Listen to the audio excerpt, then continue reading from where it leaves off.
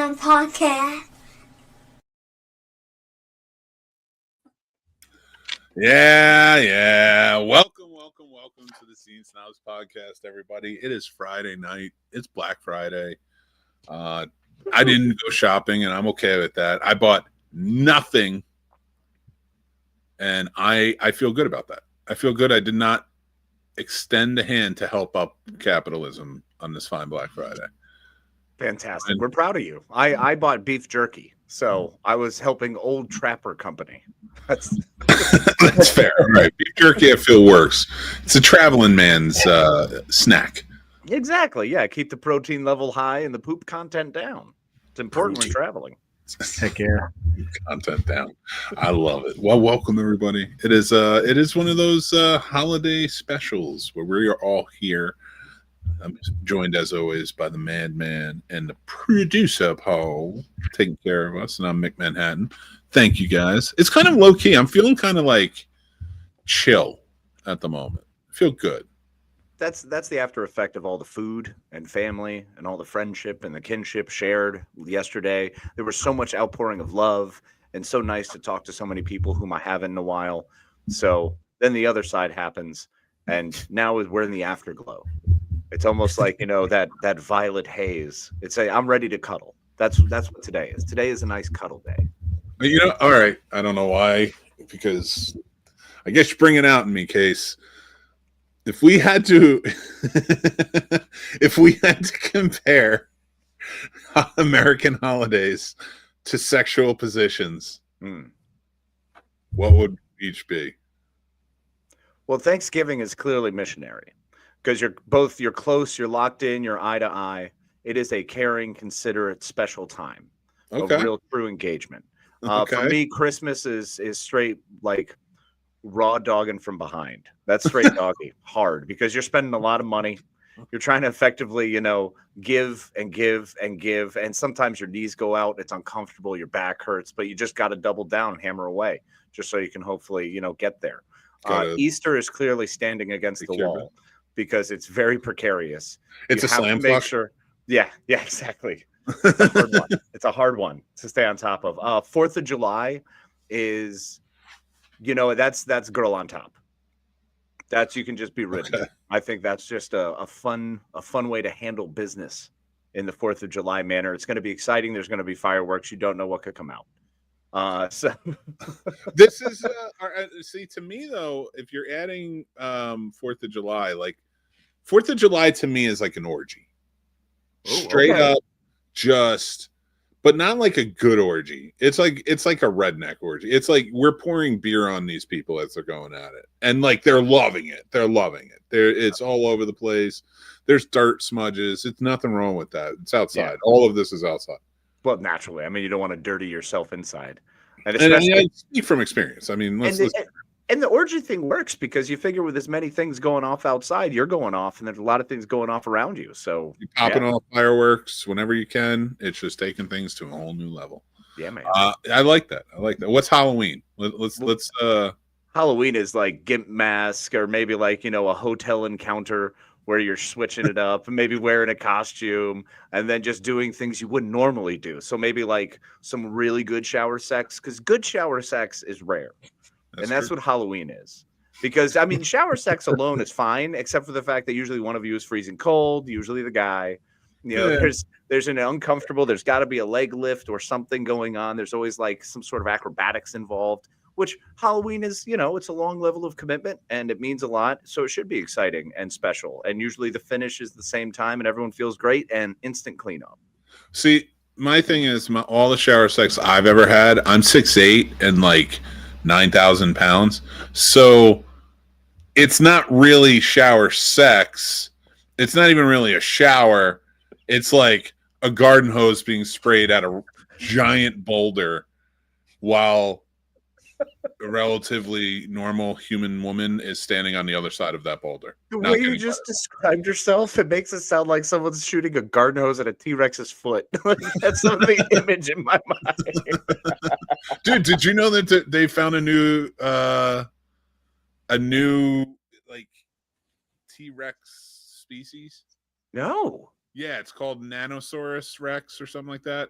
And what they thought were like little T-Rexes that haven't fully developed yet, fossils, were actually that. But it's turning out it's a completely different thing. It's a completely, like, it's still in the T-Rex family, but they're much smaller. They were like small versions of T-Rex. That's amazing. I mean, they're still gigantic compared to us. And that's just clearly proof that even God wants toy dinosaurs. You know, like, I mean, there's toy dogs. So now there you can have a purse dinosaur. Is the T-Rex too much? Does it ruin your yard? Does it hurt your boulder? Does your cave constantly smell terrible? Well, try the Nano Rex. Oh my God! Is God the original Jurassic World? Is he? So. He's making nanorexes for you to take home. That was the only reason for the asteroid. It was because he was like, you know what? I screwed up too many times. This Gallimimus running chicken thing is horrific. Let's just get rid of it. I don't like it. What if God is a Chris Pratt fan? The irony there would just be so fun, because I feel like he's sold out a lot of his values that he's talked about for his faith, right? Yeah. Not saying that like he shouldn't have faith or anything. I'm not saying that, but I'm saying he seemingly has sold out a lot of who he was and his values and stuff like that, and it all tends to, during his speeches, draw back to God, right? His faith, right? What if God was a fan of it and just wanted him to be himself in movies? I did so perfectly when I created Chris Pratt. I clearly need him. Like, look, what's the next one he's doing? Tomorrow War? Yeah, we're gonna pump that one up. All right, let's get Michael. I want you to pump that sucker up. Go to the ad agency. Do you think Chris Pratt was originally supposed to play Odysseus, and then God was like, no, we're kiboshing this one. Nope. You don't get to go with that other faith. No, we're not dealing with those Greek jerks. Get that Will Hunting kid to do it. Yeah. Nobody cares about him. That's God's third tier acting run. Oh my God! 2 episodes, you're back, and I can't let go of the friggin' Odysseus thing. I saw a picture of him, and I'm like, yeah, you look badass, but at the same time, like, there was no Greek actors. Like, there's none. I mean, I'm sorry, but Armando Sante looked badass to play this role. Can we accept something else? Just legit dude from Departed. Yeah, we're going with him. Uniform. I can't wait. I want to be there when Christopher Nolan watches his own movie. Oh gosh, and compares it side by side with The Great Wall, which I can't let go. Because that's honestly, you can't let that go. I was going to say the Armando Sante one. No, I love the Armando Sante, but I cannot, for the life of me, not think of The Great Wall. Just because he's at that age where that's the age he's going to look for the next 10 years as an actor. So that's what Matt Damon is now. See, downsizing. I'm like, you got the dude from Downsizing to be your Odysseus. Like, I can't. I'm sorry, I'm hung up on this. I know I am. Like, I know I probably shouldn't be. Downsizing so much. That was such a cute movie. Was it? Yeah.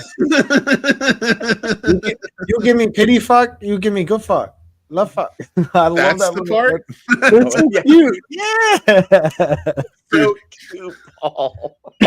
Paul watches Full Metal Jacket. It's just like this movie is an adorable romp. Yeah, I just love that Joker part. 40 minutes. Watching that Joker guy, and they're talking about the Alabama black snake. It's so funny. It's so cute. The kids will love it. I got to hear what Paul's sexual positions for each holiday are. Yeah, that's some dark shit. Just give us Thanksgiving. What's your Thanksgiving sex position? What do you think? What sex position do you think represents Thanksgiving the best? Reverse spread eagle. That way she's flayed out like a butterflied fucking turkey, just all out, man. I told you. All right, give me one for Christmas and New Year's. I need to finish how about that Carolina Scud missile? Yeah. Oh, Christmas we do a standing dog, but I come up behind her while she's standing. Nice. So she's like a Christmas tree. Oh, that's cool. Yeah, is she holding on any? Oh, tied up or not? Nah.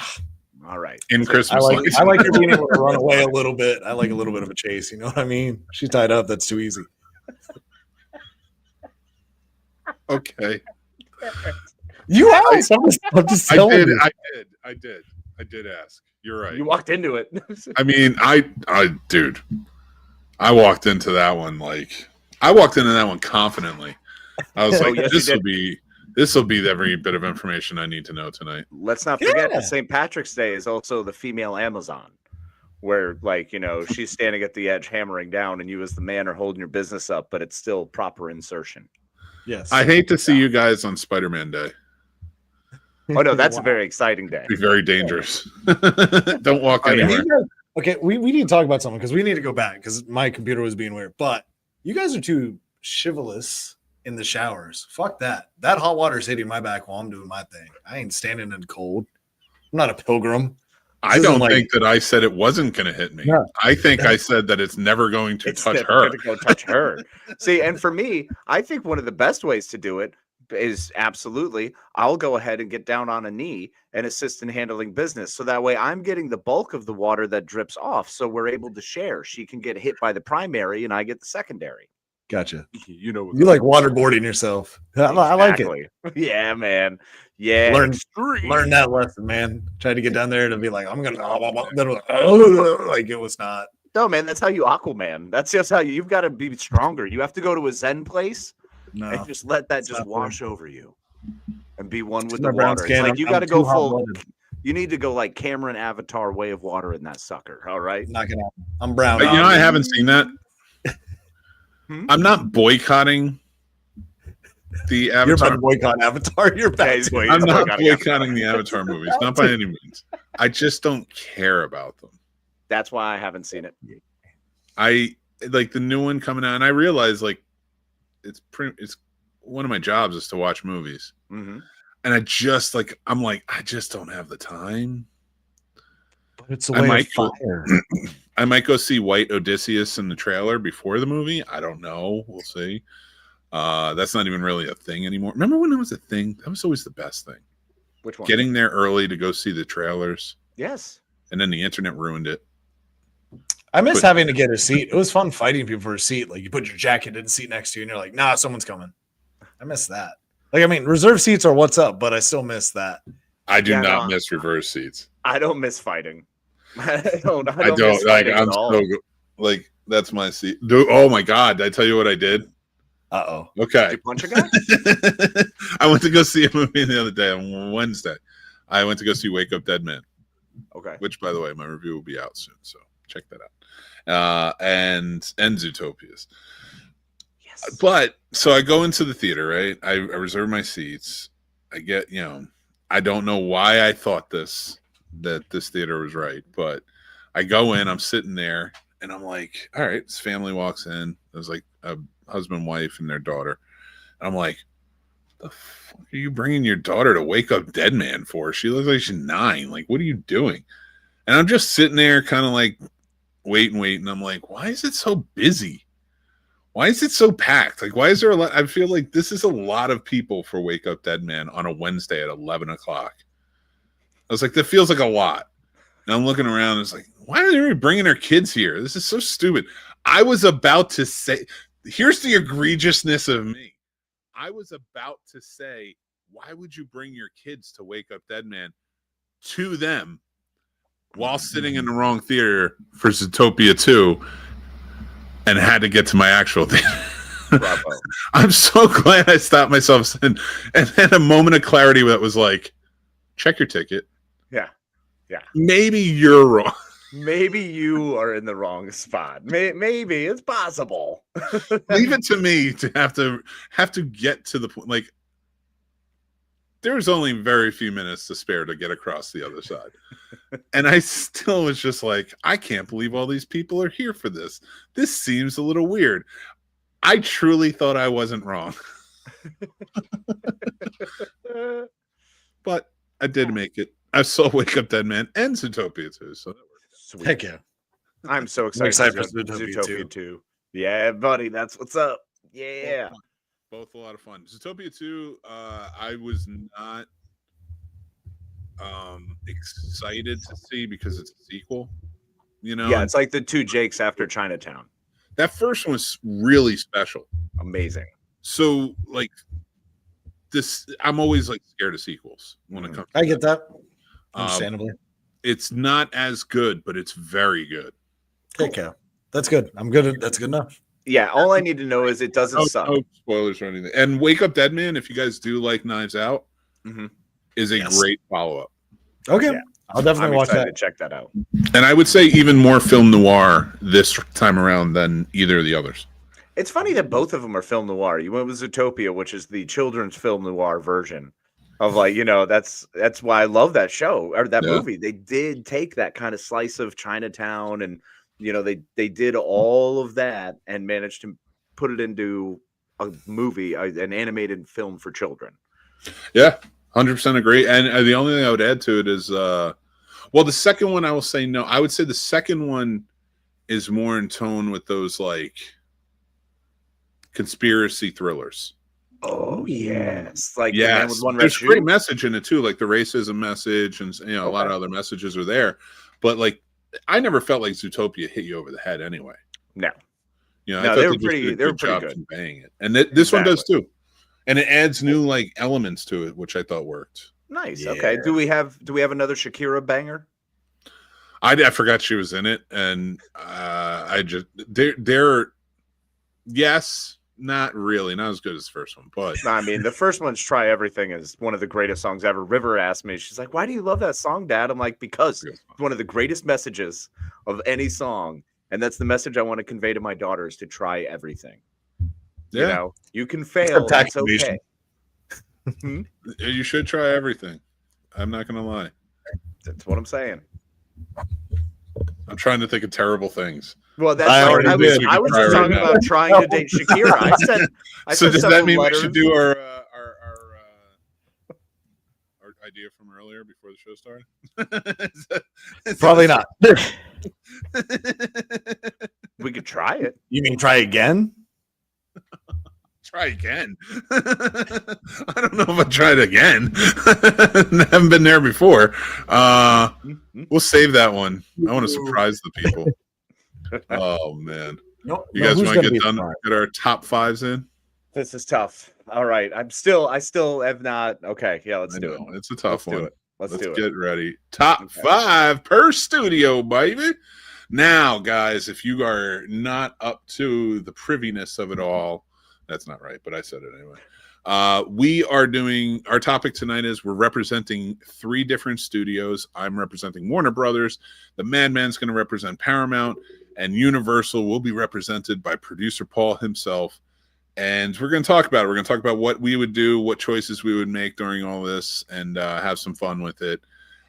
I feel like we're highly underprepared, but me anyway.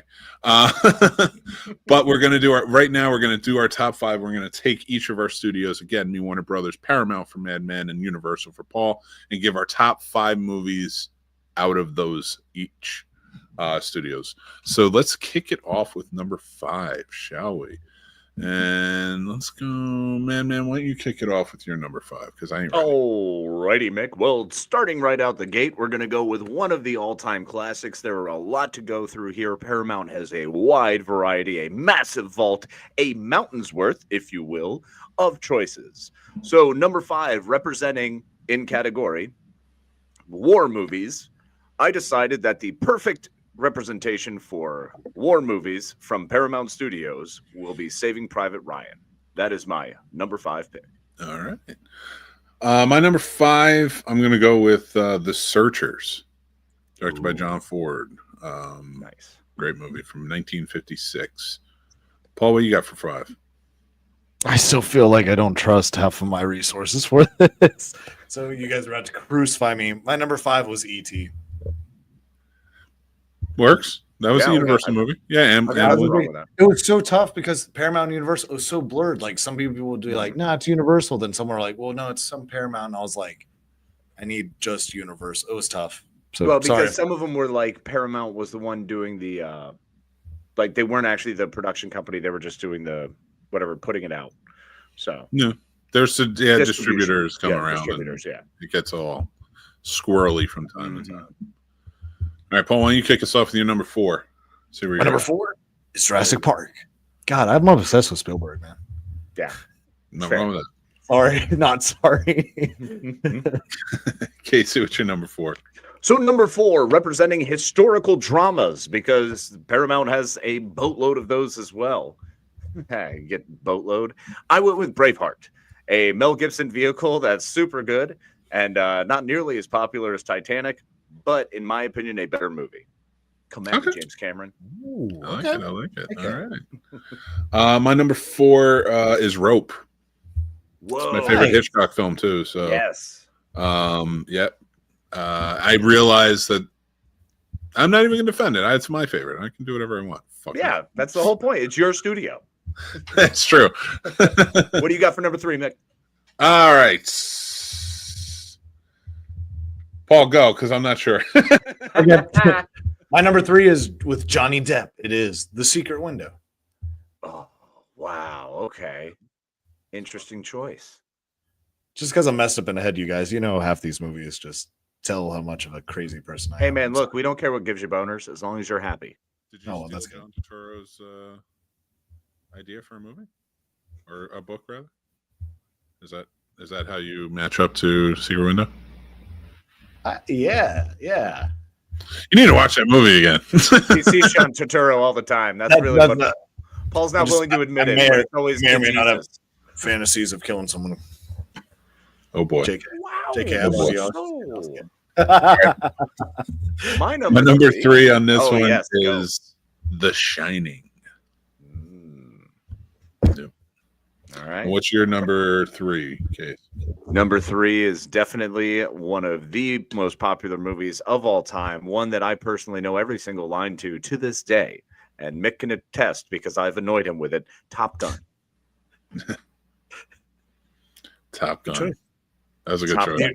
The original or Oh, no, definitely the original. Yeah. I love the I remake. mean- Not the remake. I love the sequel. Maverick Actually, is phenomenal. I take nothing away from Maverick, but Top Gun, the original, that was a Tom Cruise breakout. That was a special moment when he became the blockbuster kid, essentially. Yeah, that really is. He didn't do it in all the right moves. God knows that. No, he did not. We'll kick Well, us no, off. he What did do you it. got He for just 2? did it wrong. We'll go back around the horn, and then we'll do honorable mentions before 1. Okay. cover that. Number 2, I went with Get Out. Oh, I had to sneak one in there. Sorry. Get Out had to make it though. Nice. I get it. What you got, Case? Number 2 for me is Star Trek First Contact. That is the best of all the Star Trek franchise feature films, in my opinion. Right up there alongside Wrath of Khan, but I think First Contact, because Next Gen is my preferred crew, that I went with that one. Did very well in the box office. So Nice. Yeah, absolutely. And my number 2 for me is Malcolm X. okay, Phenomenal that's movie. phenomenal movie. A Spike Lee joint that I can't help it. It's great. Dude, I forgot they were Warner Brothers too. As soon as I saw it, I was like, "Yeah, I've watched that like a lot in my life. I should probably put this down." But before we get to our number 1s, let's do our honorable mentions. All right, I'll do my honorable mentions. The Dark, and there's so many, I just limited it. I had to actually cut myself off. But I wanted to mention The Dark Knight, Fellowship of the Rings. I mean, the whole trilogy is amazing, but Fellowship of the Rings is my favorite. Ocean's 11, Zodiac, and The Departed. Awesome rundown. What do you got? What's yours? For me, I am looking at, and this was difficult, so I'm going to run through them real quick. All right. I love Hunt for Red October. We got Enemy at the Gates, Terminator, The Four Feathers, Varsity Blues, Major League, Clue, Event Horizon. These are all some of the top movies that were tentpoles, that were absolute perfection. But none really better than Scout's Guide to the Zombie Apocalypse. Love you, Sarah. And what you got for us, Paul? What's yours? Honorable mention, I'll go with Back to the Future, Eternal Sunshine of the Spotless Mind, Manchester by the Sea, and Requiem for a Dream. All right. Very nice. Requiem Very for the nice. Dream. Great. So positive. So Yes. wow. All right, let's do our 1s. Paul, what do you got? Let's kick us off. I kind of went with a loophole. So Universal actually distributed Shaun of the Dead. So I'm counting Shaun of the Dead as my number 1. So Okay. That's fair. Love it. I dig it. My number 1 was Blade Runner. Oh, yes. I love 100%. Yep. And what's yours, Case? It's representative and indicative of all things that are great in this world. Raiders of the Lost Ark. Good one. I don't think you can go higher than that. Titanic is up there, but also, I already mentioned a couple of them. Braveheart covers that whole genre. No, perfect. I like that. And Paramount, has so many. You guys, we all do. All three of these are just gigantic. And I even had to cut myself off. I couldn't go back too far. I was going historically, and when your studios, and you know this, Mick, when you're going back to the 30s for your studios, it's like there's too much. There's too much there. I had to cut myself off. The 70s would have done me in.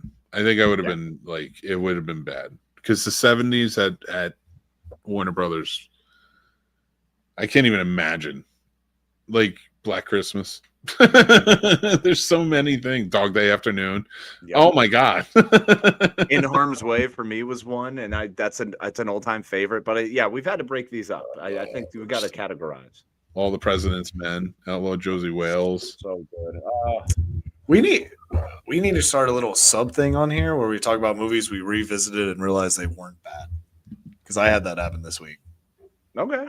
Why are you looking at me like that? What is that? There's an entire show dedicated to it on this channel. Shit. Does it suck? What is that revisiting though? Yes. Oh. So I know what show you've never listened to on this show. I haven't. I'm not gonna lie. Well, I just lost my job, you guys. I'll miss you guys. You know what, guys? You know what we need on this show? You fucking dweebs. You never thought of it. I can't believe you. I don't know, Paul. Tell us. Doesn't suck with you now, because I just rewatched Moonlight because we were talking about it in my film class, and I watched it under the wrong lens. I didn't realize Best Picture, could kind of mean more than just like the actual movie itself, but just the shots and what the shots mean. And after rewatching, I was like, yeah, it deserved that award. It actually was kind of a masterpiece. It was beautiful. But I wrote it off. So lovely done. I just didn't connect with story, so like I was 100% wrong. No, it's completely understandable. Look, I didn't connect with Precious, but there's certain movies you still want to check out because it's good to learn that walk of life. I mean, 13, that's not a movie that I exactly came in line with as an 18-year-old man, but it's still, there are certain movies that I think learning the story of another person is the purpose of movies. To either escape into the adventure or to really get a look at a different walk of life that you may never have considered.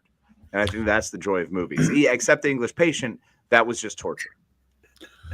I often, like, when I'm thinking about it, or like, how do you put yourself into it? Because like watching any movie, you can't put yourself into it. It's you're kind of fucked, right? Like, and it isn't so much that I feel like I have to connect with him.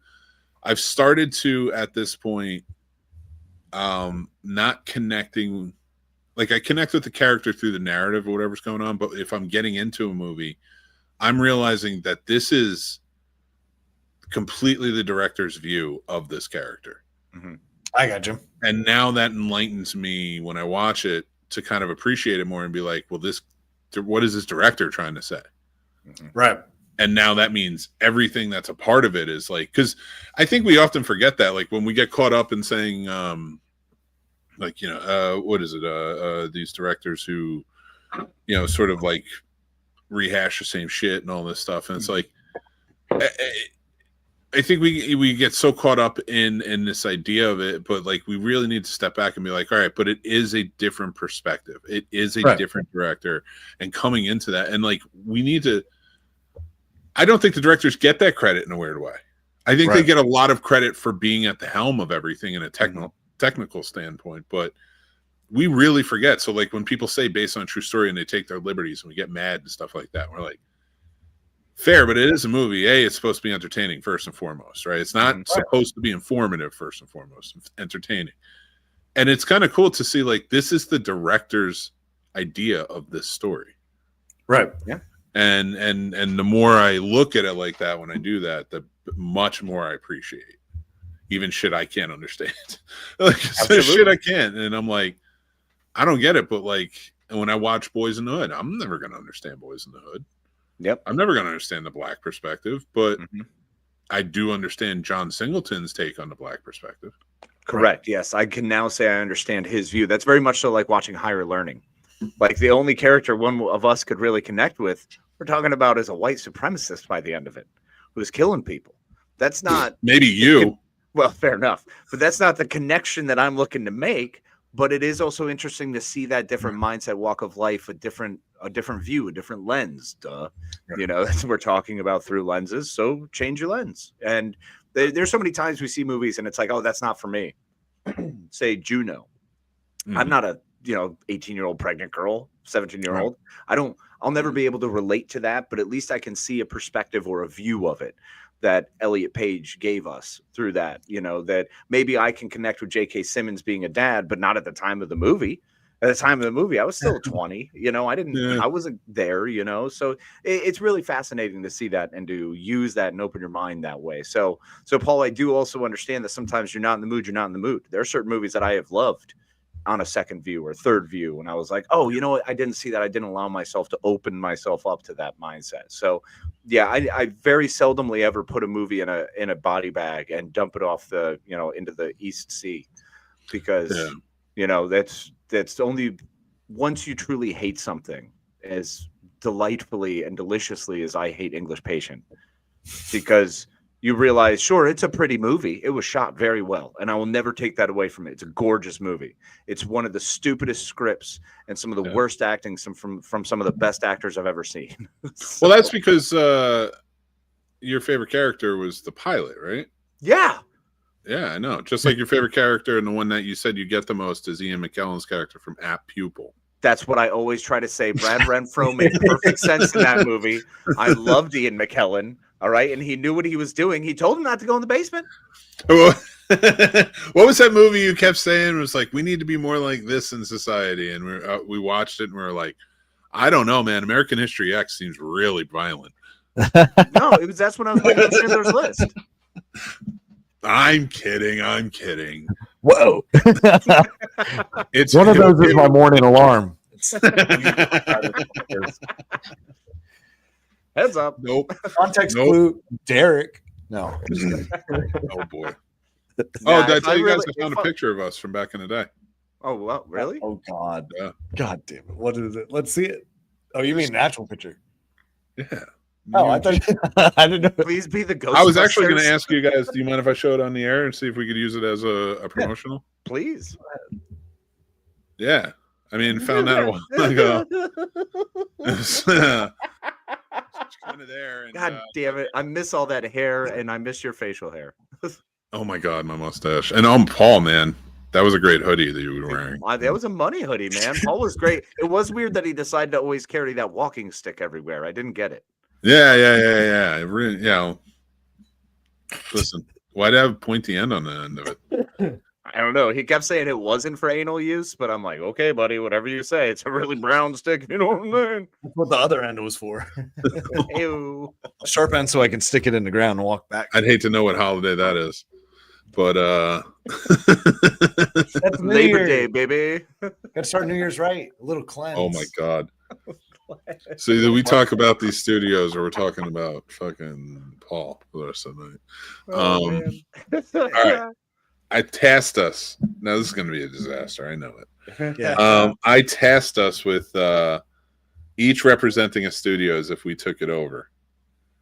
Me, Warner Brothers. Casey gave you Paramount, and Paul, you got Universal. I even implemented the horror one for you. I didn't take it. I tried to go a different way. Okay. Really? Okay. Well. Okay. How are you running Universal? Like, what? Let's say, what's your first order of business running Universal Studios? First order of business is I gotta hire you as a writer to redo all of the fucking Fast and Furious to make them actually good. Because I think they could be good, but they're not. So I'm kind of curious what the Mick Manhattan way of Fast and Furious would look like. I think it'd be fun. I think it'd be a lot of fun. Might be dark, but it'd be fun. I would just pump more money into an A-Team movie. I'd be like, if you're gonna make crazy shit, I was like, why not just use a property? It's like, what do we need to watch Dom running around? Let's get some A-Team members in here doing it. That's fair. They own them both, don't they? In fact, G.I. that's Joe. our. I don't know. Yeah. They might. I mean, own yes, Universal. we do own G.I. Joe. So you can do that. Yes. And they That's not what I said at all. So you're not even listening to your writers. This is a bad choice. You shouldn't have made me the writer. This is awesome. Nothing bad can happen now. I know. I run the Scene Snobs universe well enough. That's it. And we're still running into a lot of problems on that. Because I'm a Wookiee, it's hard to communication, but we're working on it. We're getting there. You want to see that picture again? You want to talk about that? You don't look like Wookiee. You said Wookiee? You said Wookiee? I'm sorry. No, that's an Ewok. Should I put you in charge of 20th Century Fox? I'm gonna dress up as that next time. I'm gonna get that costume delivered here before next week. I got yes.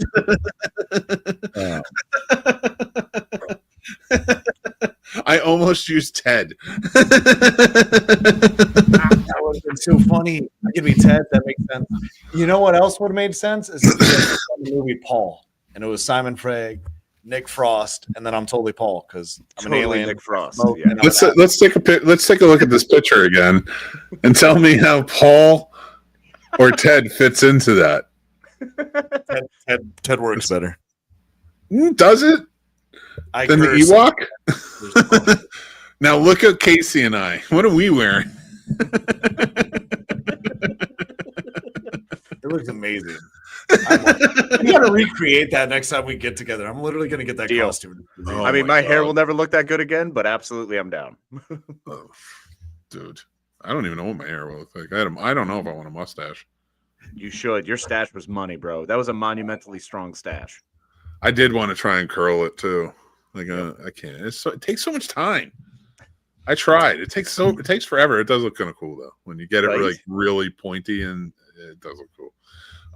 For me, do you say Schneider? You know what it is? My face is so fat that I look like a dude. I look like a gluttonous dude from the 20s. You know what I mean? You know what I'm talking about. Just P.T. Barnum? Maybe. No, not the gin blossom and be like, see, I've got an idea. You know what it is? I do it, and I look like the dude from Moulin Rouge who runs the brothel. There's nothing wrong with that. That is a special look, bro. Yeah, but I mean, like, it's a problem. Like there are certain looks that people have where it's just kind of like, we know what you are. Can I be the Argentinian then? No, see, what would happen is if we're going to go Moulin Rouge, Mick is 100% going to be that guy who runs the place. I would obviously be either Ewan McGregor or the Evil Baron. One of those two. I'm good either way. They fit. And then, Paul, you're 1,000% John Leguizamo. You have to just run around like, yes, but it's love, true love. You're right. That's factual. I'm a mess. Dude, John Leguizamo, man, deserves more credit. That guy's really nice. I love John Leguizamo.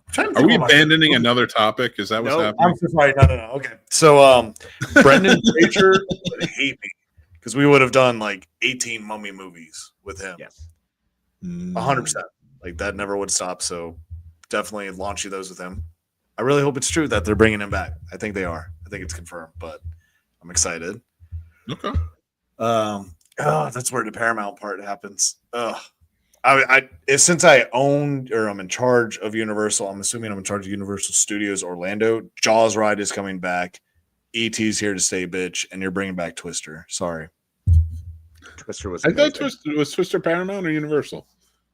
Universal Studios. I'm talking about the amusement part because I'm assuming. Oh, you're going to do the amusement park. So what movies do you have to add amusement park rides for? Like the new ones? Yeah, like it just if you think of a movie, oh my Sing. God. I'd have to add Sing. Okay. That'd be like interesting. A musical ride. I think it'd be a lot of fun. I love Sing. Now, would that be a good musical ride? Like I could see a roller coaster or something like where they play the music and it's flashy. But what about even like the Sing show? See, that would be awesome if you had a Sing section. So that way you had like the Sing stage, and then maybe like for maybe not even a roller coaster, but like the way Harry Potter has the whole freaking like the 3D event ride kind of thing where you sit in and it's a huge dome screen and like shifts around. So it like takes you through music videos. for Sing. Well, I was That could thinking be like fun. remember the Bill and Ted Universal Oh, show where they would yeah. like go through time and like meet other pop culture icons and celebrities. You could do that with Sing, where it's like, Yep. hey, we're gonna have this guest come out and sing with us tonight, and like you have this whole show where like little kids can go and sing along with all their favorite songs. Perfect. That'd be a lot of fun. Mm-hmm. So you That'd be thought a this cool out one. more than I did. That'd be a I think perfect that's ride. an underrated. It'd be a cool ride too. Oh man, especially since they have Harry Potter, Hidden Dragon World. What's it called? They just came out with the How live to Train action Your version. Dragon. How to Train Your Dragon. Tell me, riding dragons wouldn't be cool. Like Yeah. the ET ride back in the day, but a little more thrilling. I think they do it with brooms now for Potter. Mm-hmm. They do. Yeah, it's a lot of fun. So that'd be a cool one. And like you have this whole little Viking village and such. Mm-hmm. Ooh, could you pillage, but you're not actually hurting anyone or actually stealing from anybody? That'd be kind of nice. Oh my god! But it'd be Oh kinda my fun. god! Ladies, don't go in there today. The Pirates of the Caribbean heads came over here. We got a big war happening with the Vikings. It's wild. People are getting crazy. That'd be fun. But if I extended out though to Bloomhouse, I'd have to make a purge ride or a purge experience. Ooh, the purge experience. What does that look like? But you see, it'd just be like one of those, what do you call it? Like a break it room where everything in a room you're allowed to break because you got safety goggles and stuff. It'd be like that, but purge style. It's where What if you did that? That's a good Okay. So a break room in behind you, but that's because in the beginning it's people at the front door talking to you, and like it's part of an escape room. So it's in a break / escape room while you're being spoken to with people outside, potentially ripping the door down or something. That could be fun. That'd be fun. Well, do you remember the second one when Frank Grillo first came in, and then he met up with that couple and the other ones, and they were in that warehouse with the rich people? Yes. And they were like had to escape the warehouse. You could kind of do something like that, like a laser tag type of thing, or a paintball. That'd be a lot of fun. I do love some laser tag. Yeah. Yeah. Anytime, That'd be a any good chance you get to, like fire, fake weapons at children and hear their dreams crushed as you scream victoriously over top of them. I mean, and it's legal.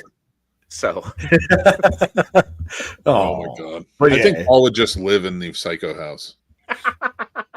100%. He'd be the CEO. It's just like, I'm going to live there now. Let's make this happen. No one's allowed in the basement. Why do you got mannequins of all the Universal monsters just around your bed? I'd be like, don't worry about it, man. Don't ask me questions. Mannequins. Yes. Mannequins. He runs a studio. You don't think it's all going to be the actors? They just have to stand over his bed while he sleeps in a costume. I need you to sleep with me for this role. I got to sleep with you? No, like you got to watch me sleep. Like no sexual. As monster. I'm wearing a normal clothes. All right. Don't Right. make it weird. I like pajamas. Oh my god! Sure. Why do your boxers say Mick Manhattan? I'll be like, because I look up to him. I like to keep them close. And then I would be like, "Stop looking at me while we're sleeping." I don't know if I agree with this whole glass ceiling, Paul. This is uncomfortable. Everybody knows it's Arbor Day.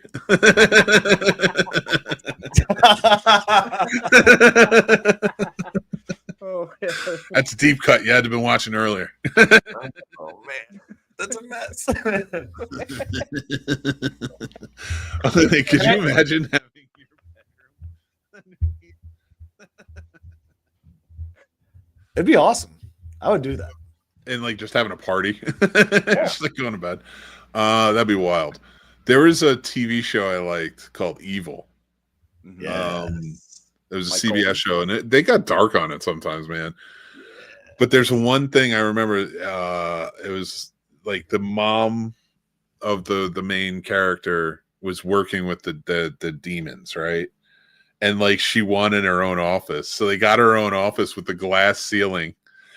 But it was a shorter office that she had to bend down to walk through, and the glass ceiling was the main CEO's office. So like there were always just people there just like doing their thing, and she had to watch them doing the work. That's pretty like that's what I want in a bedroom. Heck yeah. I can dig it because I just think of being John Malkovich. I just think of that fun office he had. Hell yeah. Dude, if you could control somebody else, if you could control a celebrity's mind like that, what's the first thing you're doing? And which celebrity? Tell us now. Do it. Tom Cruise, and I want to be a pilot since I'd have his knowledge then a little bit, right? So then I'd be like, let's fly whatever I legally can. Since I know nothing about flying. Like, honestly. It's Tom Cruise. You could learn to fly. Yeah, but I could also just be Tom Cruise flying. That's awesome. I mean, I'm kind of in the same boat because I would want to be Charlize Theron just because I want to see how the other half lives and be wildly popular and incredibly well recognized, well appreciated, well respected, just be a decent human being in that career. Nothing would please me more if that happened. And we found out, and nothing against her. I got nothing. I loved to fuck back in the day. Mm-hmm. Not that I don't now, but like a lot of people. Yep. Like I didn't mind. I didn't care. Banging away, just hammering down. And I think that's perfectly fine if that's your life. So, but here, how funny would it be if you found that out, became Charlize Theron, and you just find out that she just fucks all the time. All you're staring at is dicks.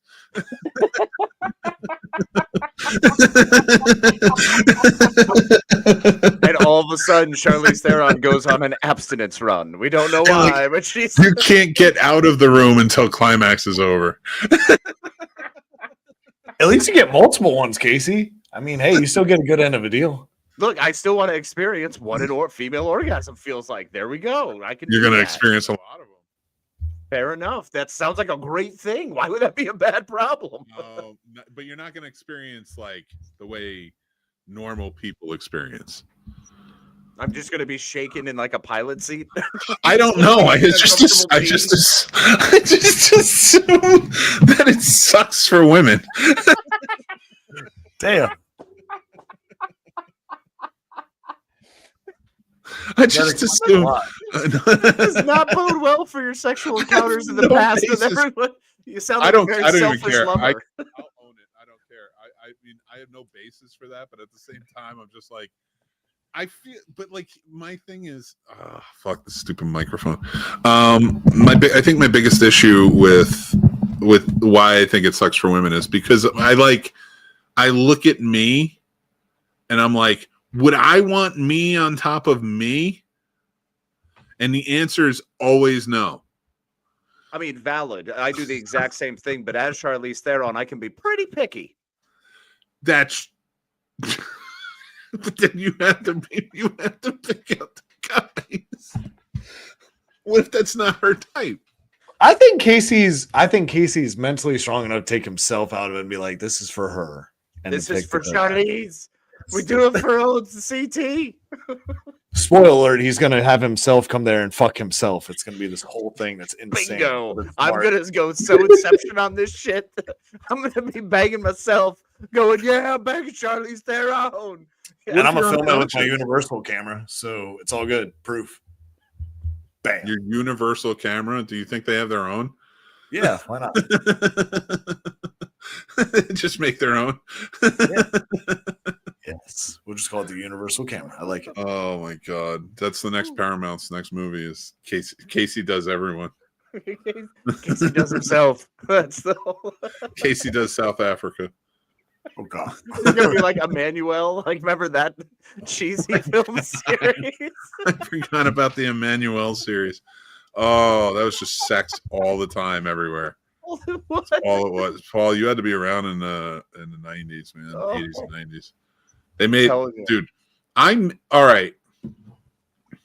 I'll get there. Whatever.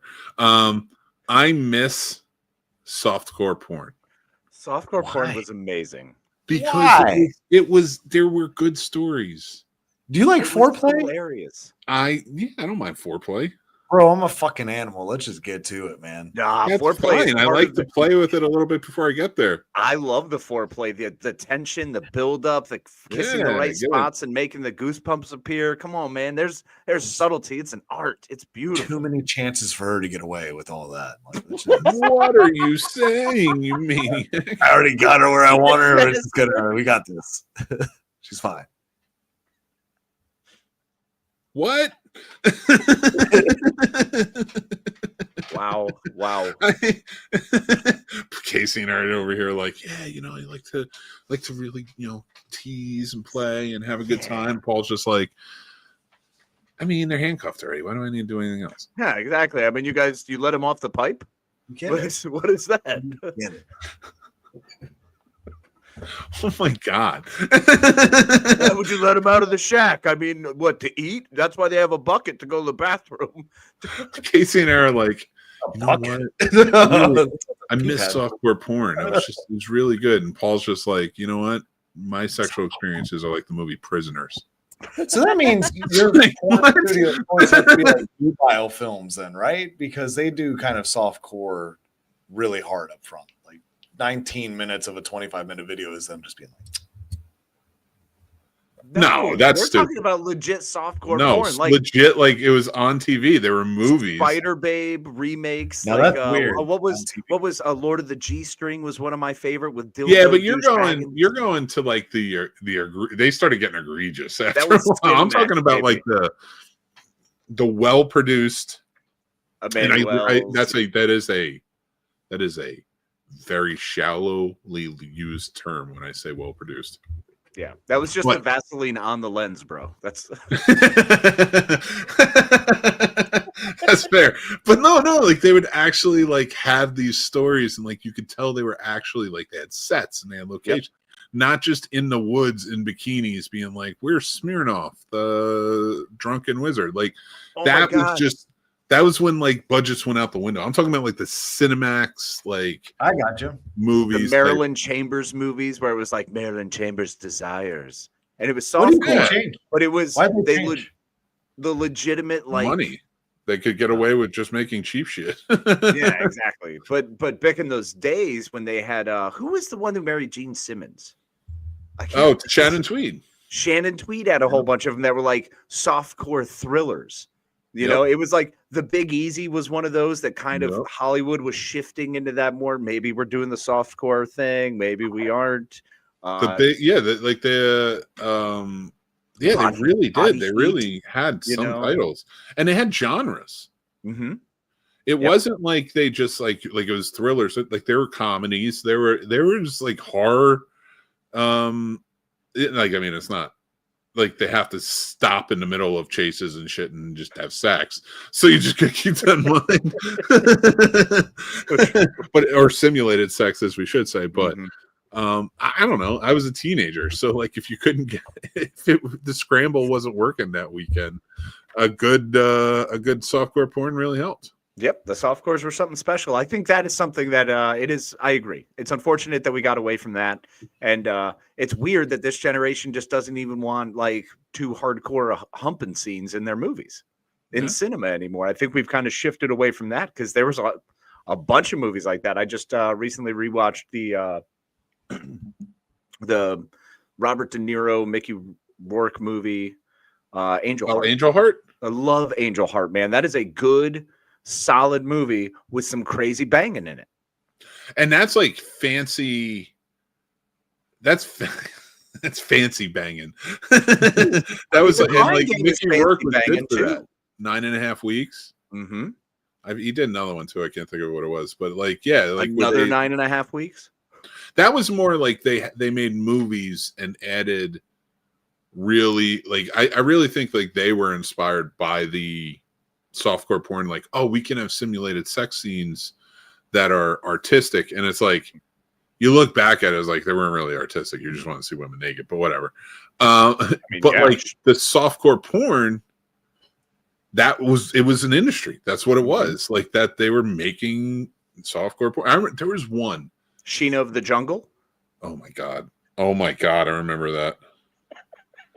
Everybody was in fucking bikinis at one point. Slave girls from the something third planet of the universe. I can't think of the one. There was one I liked.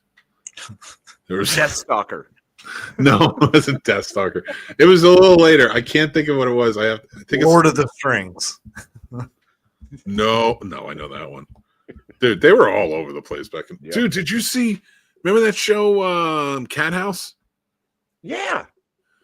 Dude, there's a new documentary out now. Holy crap!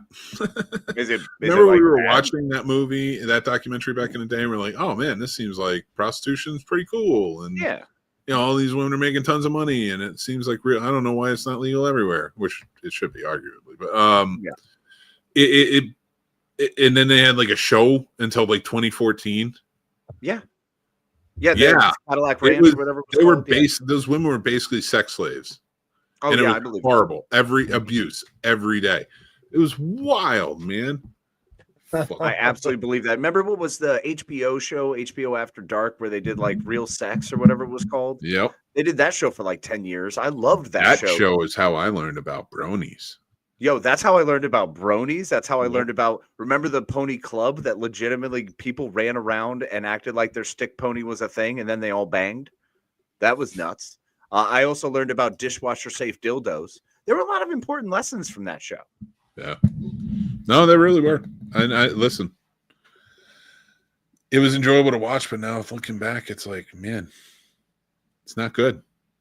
We were not good to people.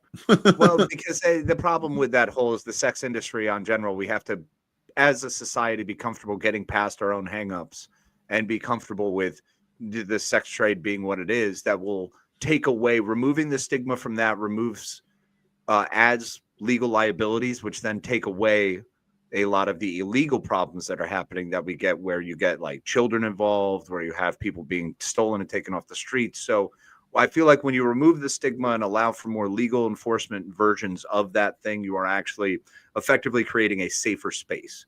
And I think everyone should have the right to pursue their happiness and liberty. And through that meaning, all doors should be open and avenues. And we need to get over our puritanical ideas. All right, off my soapbox. So what we're saying is watch more softcore porn and bring it back. Boom. Wheel it right back for us. Let's get back there. I will. I'm going to look up that Big Easy. Oh, I kind of don't want to ask you about the studio anymore because I want Paul to be the only one who actually had to do anything. I just realized like Paul's the only one who went, and like he was like, sorry, Paul. Why? Why are you sorry? See, and we're going to start doing charity runs for, how do I say this correctly? For people that need help, but it's going to be get out. It's going to be get out style. So it's going to be like a half and half, like escape room type thing. You get what I'm saying? Does that make sense? For what? Not separating whites and blacks, but it is going to be like. Okay. All right. Because for a second there, I was like, are we going to take over people's bodies? I didn't think about that. I like that though, but that'd be fun. We'll do like charity runs. Old white people go in, young black people come out, and then we're going to know what you're doing. Yes. We'll just look the other way. We've seen this movie. We don't want to do that. We will not be investigating in your investigating. Investing. You ever like say something and you had like a little hiccup in between it and it came out a different word? Yeah, 100%. Absolutely. I had a little hiccup and I was like, yeah, I'm going a different route with this sentence. I was indigested gating and I was all like, wait a minute. Popcorn and I figured out who killed Bonnie. And then we're going to make John Carpenter's The Thing version of the werewolf game. Because I don't know why that doesn't exist. That'd be fun. Yes. So it's like murder mystery night, but the Thing version. I know. Did we play werewolf that time or did we play vampire? I've never played either with you guys yet. No. Casey, it was years ago. Oh, I think we played vampire. It was a vampire? Okay. Because that's my understanding. That's why I had to ask. Yeah. And werewolf I know is like that too. It's another RPG game. That sounds cool. That'd be interesting, especially like a John Carpenter-esque type version. I'm very down for that. How do you feel love the idea of getting a sequel?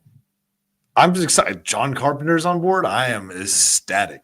I haven't lost my erection since John Carpenter was on board with a lot of the things that were remade at the time. Let me trust him. Well, I think it sounds so if that man can play that synth like that, I'll trust him with everything. I mean, have we seen The Ward? Like, for real? I like The Ward. It was okay. It was all right. It's not his best by any means, but I saw The Ward. I've seen worse.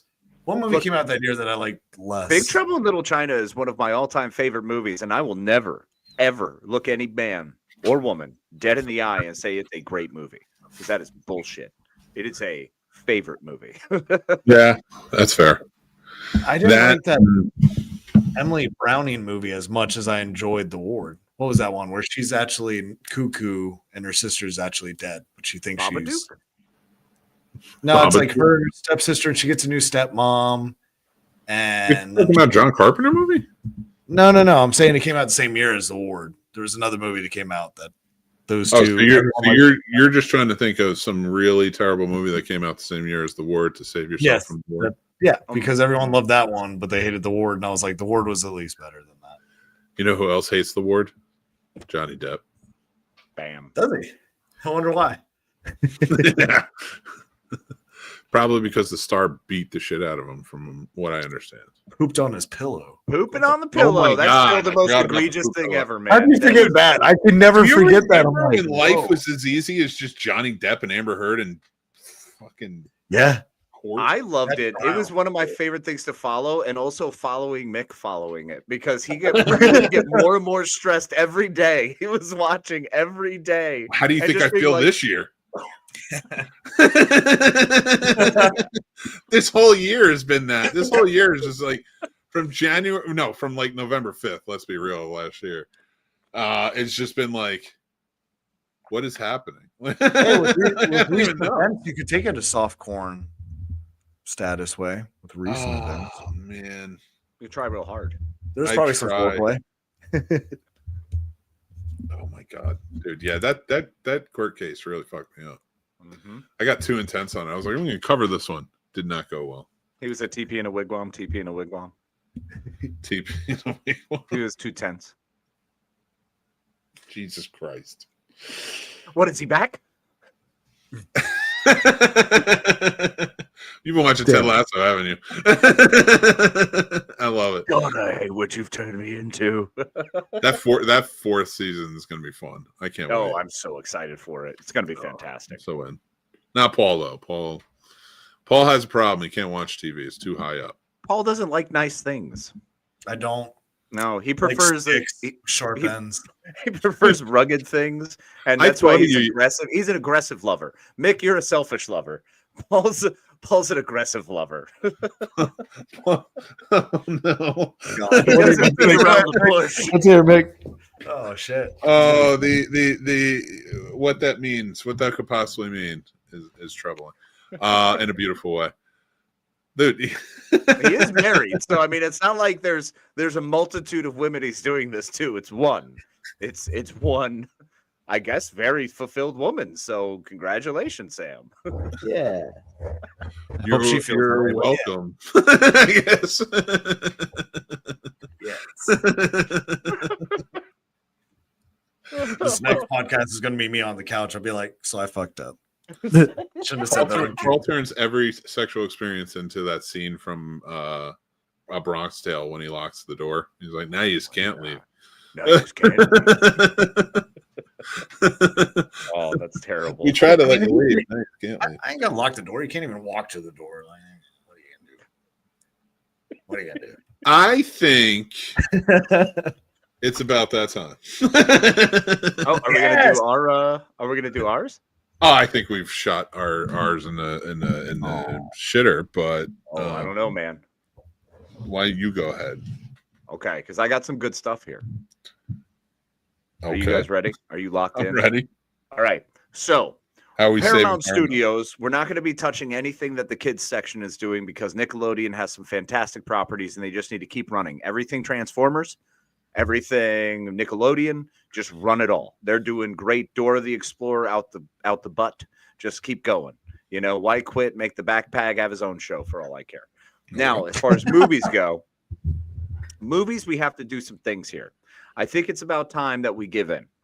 I think as a corporate studio, it's time that we just stop trying to do anything intelligent, new, don't try to do anything else but fan service. I am turning Paramount into 100% complete and utter fan service for everything I love. And that's it, because that's all we need. I didn't say I was Okay. going to make it more successful. I said I'm going to make it how I want it to be. So Okay. we're doing more Friday the 13th. I'm going to have every version of Jason humanly possible. I want to get up to 36. We're doing 3D movies for headsets. So like the MetaQuests, all of those, I want 3D movies. That's going to touch on the kids stuff. We're going to get new 3D experiences. So that way Jason throwing an axe is coming straight for your head. And it's going to be way cooler than coming off a giant screen. It's going to be legit 3D version. So we're going to continue the long-standing tradition that Paramount has made famous of using wrong actors with wrong accents for that character. I primarily bring up The Hunt for Red October, where Sean Connery plays a Russian submarine commander, and it's easily one of the best Jack Ryan movies, and I think that must continue. That cannot stop. We must also do everything Star Trek. I want 58 movies before the end of my run. I want as many Star Trek movies with as many different casts as humanly possible. Tarantino fan service, light it.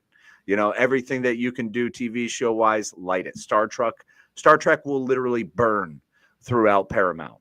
I want Indiana Jones forever. I want every version of Indiana Jones. I want Harrison Ford to sign off on the AI deal so that way I can use his likeness for the remainder of time.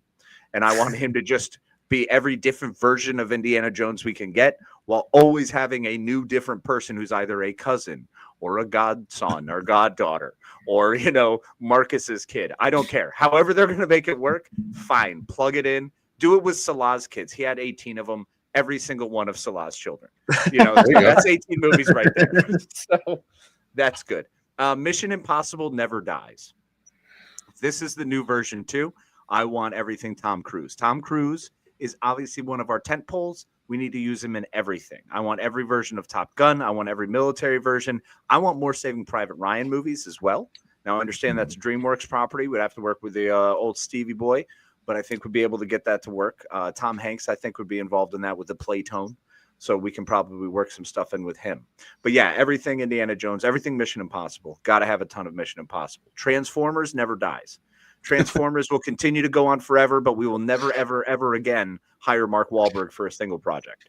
We're done. There's no more Mark Wahlberg. There's no more Shia LaBeouf. I want Eddie Murphy in every single Transformers project going forward. Okay. I think that's an untouched potential and a huge resource for us. All right. Mean Girls. Look, every 5 years you can do a new version of Mean Girls and just update the lingo. That's all it is. We need a Mean Girls with 6'7". We need a Mean Girls with all that Riz or whatever. Do you think 5 is too soon, or you could do it like every 10? No, 5. Okay. 5 because I want to flood the market. I'm not trying to. Subtlety is dead. I want as many of these as possible because every 5 years you think about it. Freshman year, they'll be excited to watch it because then they get to tie in with that and have that connection for the rest of their high school years. And then in the 5th year, you're out, right? So now when you come back, you're hitting a new set of freshmen, and the people in that 5th year are all freshmen in college. So they get to watch the new version and with their own money and have that same nostalgia factor. So it's a 5-year cycle.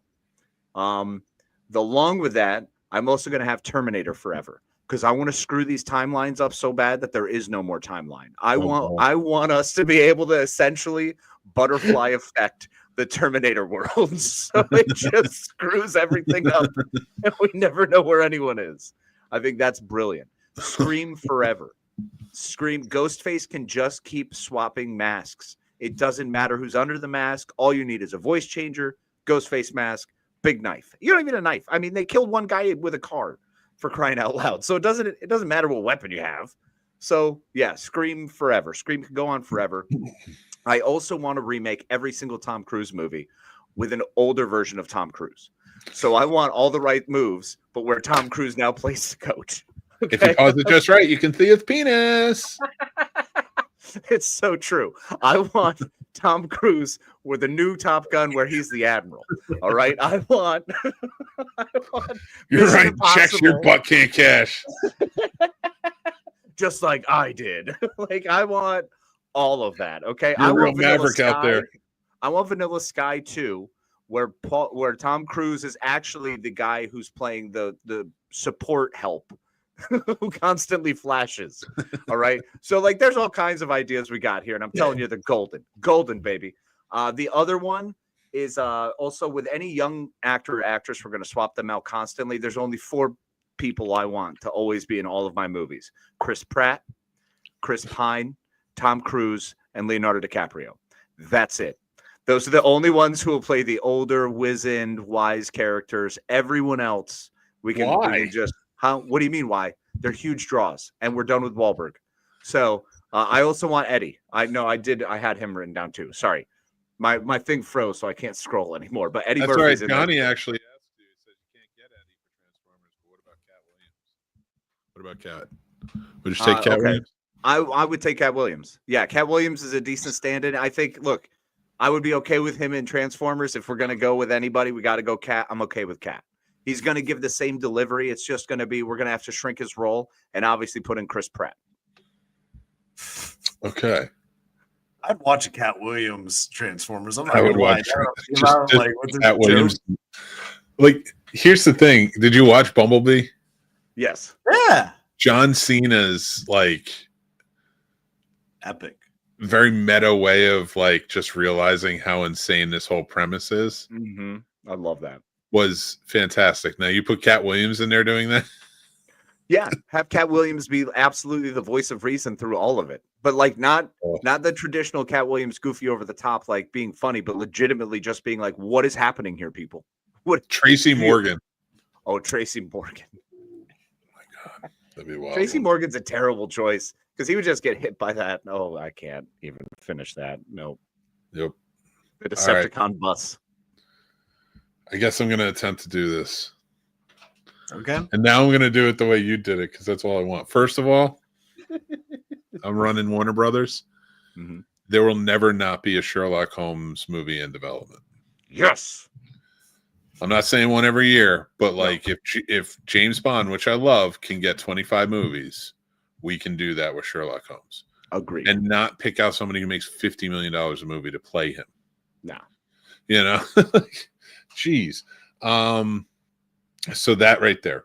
I'm going to absolutely get into the Godzilla fold because this MonsterVerse really dig. And since I can't be a part of Toho, I'm gonna try and steer the ship because it's getting a little bonkers into a way that can last Godzilla and even King Kong for 20 years. It's something that makes sense. You don't have to have them in every freaking movie together. Dark Knight trilogy, reissuing that one 20 years later for 2028. That's gonna be a big one because people want to buy it. I'm telling you. Yep. What was it? Casablanca. I'm remaking Casablanca, and I'm thinking maybe get somebody big for it. Like it'd be kind of cool. Like remaking it in that time or like current times? Like it's going to take place in the 40s. Okay. It has to. The setting just fits perfectly. Yeah. Leo as the police inspector. Right. Paul Thomas Anderson remaking Casablanca. Oh God. That actually would be really good. That'd be so interesting. Somebody like him, that would be really cool. Imagine Mark Wahlberg as Ugarte. Don't do that. Rick. Hey, Rick, where you going? They're trying to take me away. Rick, where are we going? Oh my God.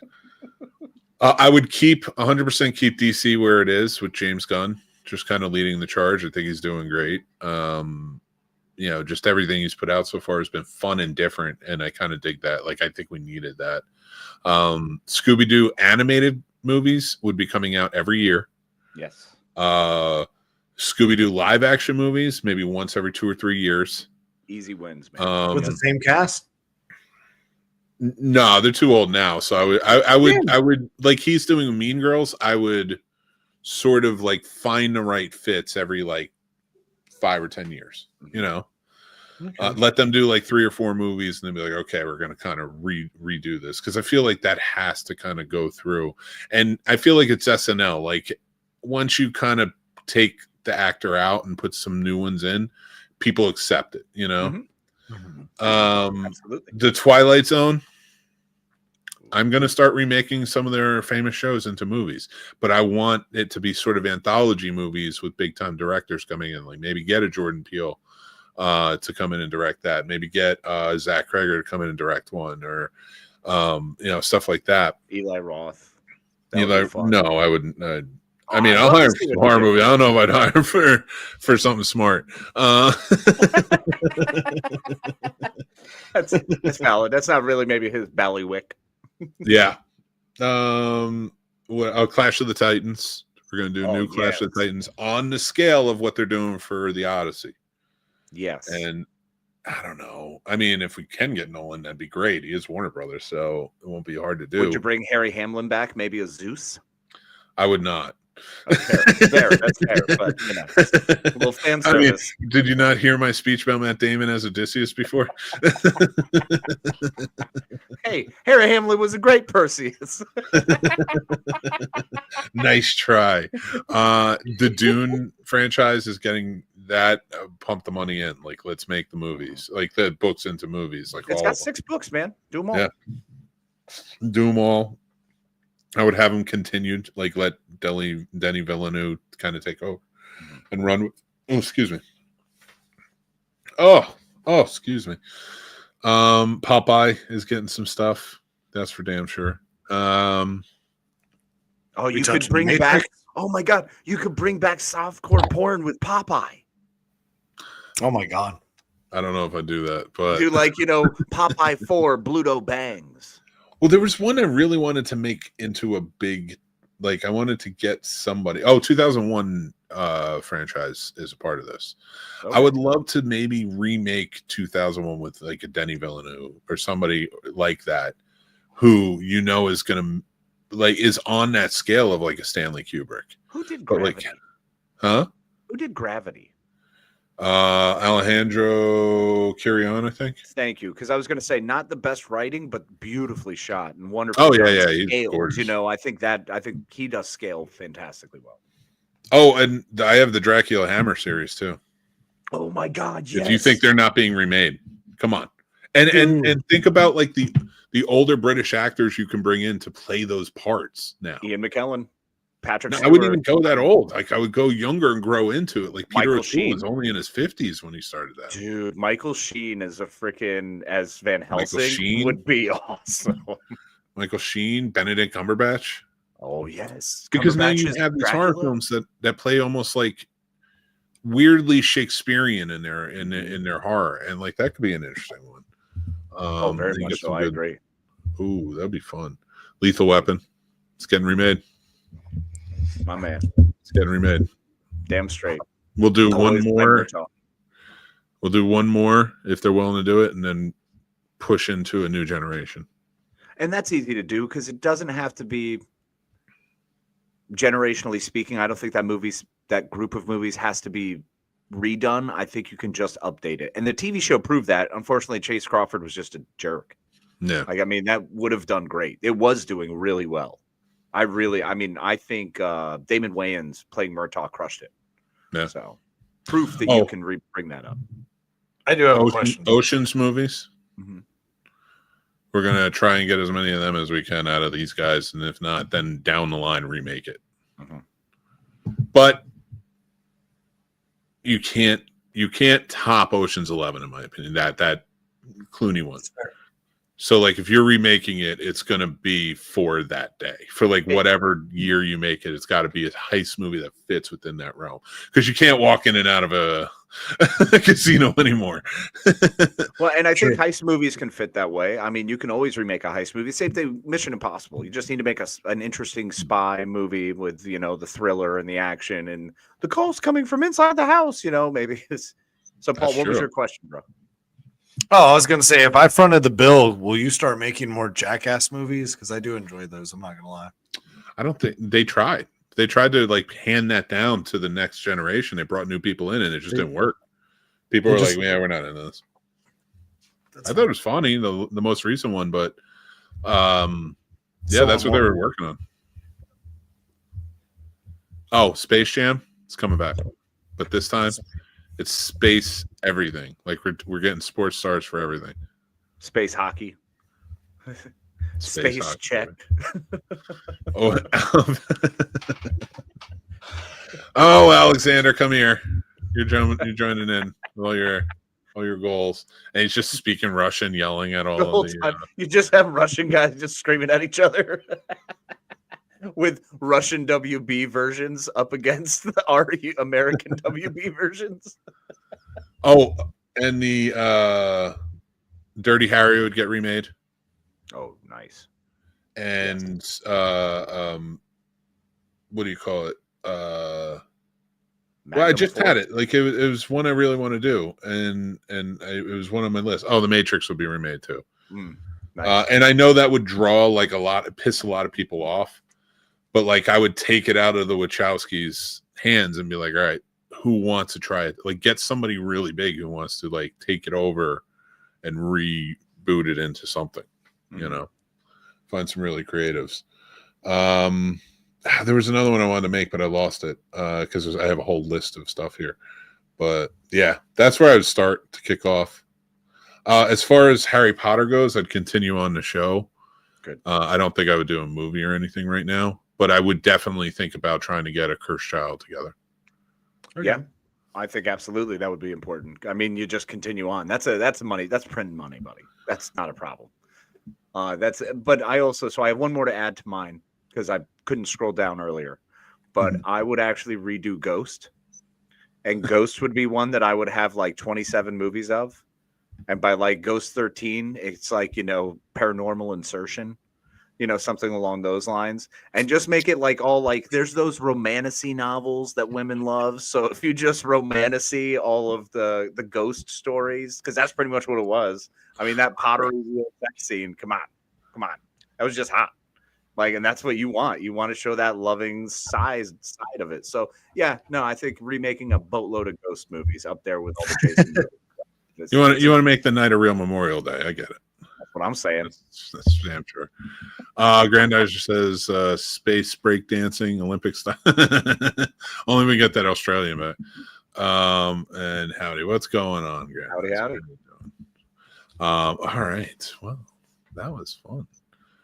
It was fun. I like our studios. I think we all did pretty well. We might do that again, but next time we'll do it with 3 more studios.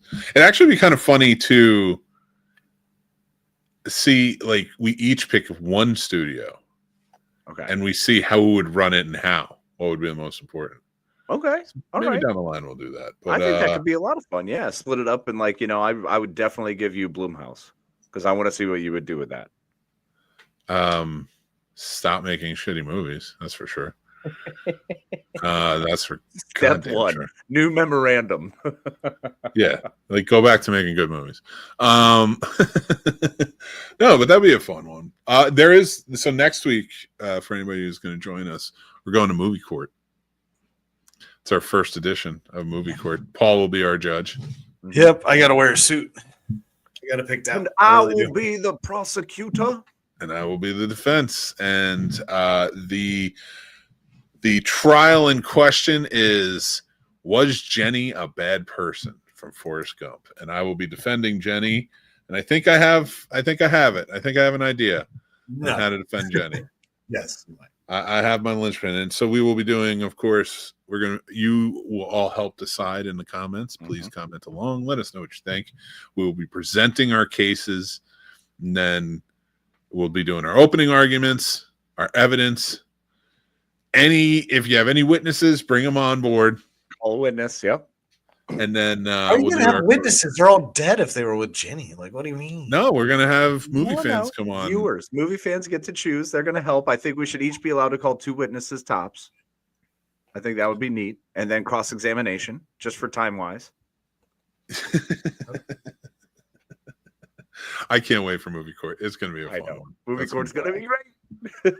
Grandizer asked me, because he just refound Cruising, which is an interesting movie. Yes. Have you ever had a man smoke your pork? Yeah, these two. Like pretty regularly too. Yeah, I've made him ribs and pork shoulders. I've smoked a lot of meats. It's true. And then we had sex in a park. And then actually on the smoker. That was a fun one. My ass still hurts. That's what you get for Memorial Day. But that's why I have to have my back to the water in the shower. Bingo. That's why.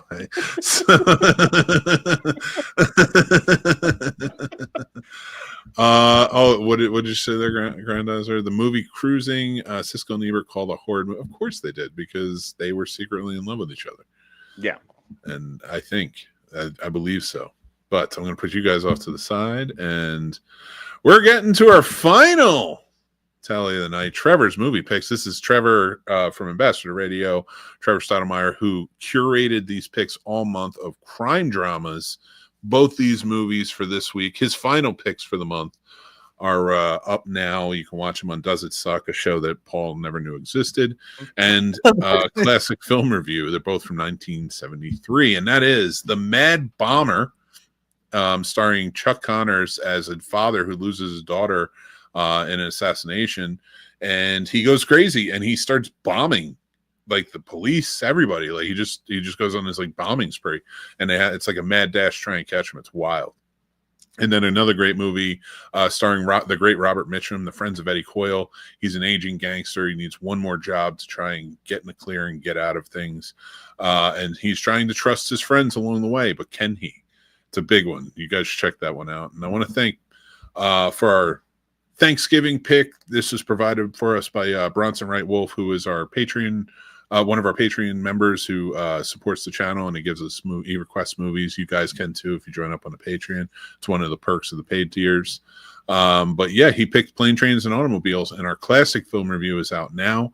That's from 1987. Fantastic Thanksgiving movie. Great to watch every year. John Candy and Steve Martin are at their best, and I just have a great time with it every year. So now it's time for film definitions with Mick. You guys know I got this book back in the day. Well, I got this book recently, but I had this book back in the day for college. This book's older than when I went to college. This is like an early edition. I'm going to pick out here we go. Here we go. I'm going to do F-stop ring.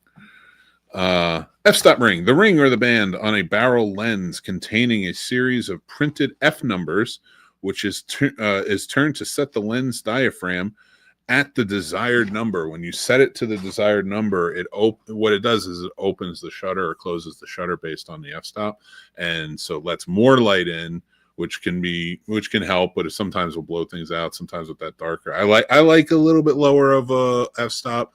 I like stark contrast on my shadows, stuff like that. Photography is a fucking great thing. Go check it out. And f-stops are, once you learn them, it's a lot easier to get out there with your cameras and start doing it. It's been a while. I need to go and break out my camera for sure. But yeah, that's our definition, and and go check out all of our reviews and such. We're going to have all Christmas movies on Does It Suck and Classic Film Reviews for next month. Go check those out. We have all new film reviews. Like I said, I checked out Zootopia 2, Wake Up Dead Man, Running Man, all of them. They're all out. We have reviews for them, and we'd love for you to check those out, plus so much more. But guys, how you doing? You guys doing good tonight? Great. This was fantastic. Having a great time. And I do love bringing up the f-stop. It reminds me of my black and white photography classes in high school. The aperture, the opening, the pupil of the camera. How much light do you let in? I've been using my phone for so long, not that you can't make changes. It's not the same though. It really is. Like I've been telling my wife for a while now, like I need to get my camera back out and just explore and play with. Because it is just a lot of fun. But guys, it's so much fun. Go take your pictures, get them out there, share them with us, and tag us in them. But you guys got anything you want to add before we take off on this fine evening to enjoy our Friday nights? Paul, what you got? I got a whirlwind of things. Be nice to everybody, you guys. It's after the holidays. It's getting colder. Be nice to people that have to work outside for 10-hour shifts. Don't be an asshole because you're entitled. Try to show some compassion. That is it. That's it. That's all I have. You got to add your little piece on at the end. I don't want to. Just kidding. Keep watching, keep listening, keep loving the magic of movies, y'all, though. And this is another thing. Yes, consideration is important. It's always important to be considerate of others, considerate of others' feelings. There's a lot of people who maybe don't have families, who are struggling at this time of year. So a little kindness and consideration can go a long way. So as always, remember to be kind to yourself and be kind to others. I love it. Guys, I love you. I appreciate you being here. We're going to be back next week. We're going to have a good old time. Please subscribe to the channel. It really does help us go a long way. Like the videos, comment along, let us know what you think, hang out with us. And, comment along while we're playing too, like Grandizer and Johnny did tonight. We love all the interaction and stuff, so we do appreciate it. And go check out our Patreon. Like I said, you can support us over there. All of it goes back in the channel, like, with StreamYard and stuff, like adds up. So it does help us kind of run things each week. And we appreciate you for that. Thank you guys so much. Also, I think we're going to be doing a giveaway soon, so keep an eye out for that. You can follow for free, and the free tiers also are entered into the giveaways as well. So just so you know. But thank you guys again. You can follow us anywhere at the Scene Snobs, even over on Letterboxd, where we do all written reviews there, and on Substack. We appreciate you guys. But until next time, like the man said, take care of yourselves. I'm going to add to that. Take care of yourselves because that's important. Be kind, rewind, and we will talk to you very, very soon. Bye. Good night, all. Save the man, save the empire.